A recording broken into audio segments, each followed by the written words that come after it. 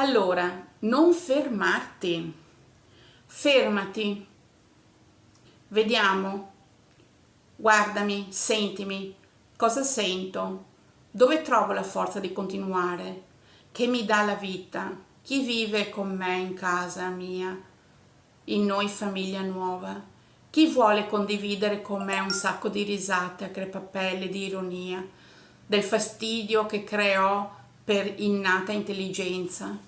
Intelligenza non è di chiunque infastidire e ridere, di lui e deridere, di lui perché è così, fa ciò che è capace. Un omino in casa, tutto fare e bene è un essere positivo, e quando lo guardo vedo lui in uno sguardo, in un suo sorriso.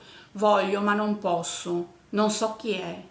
Io mi libero, mi sento libera.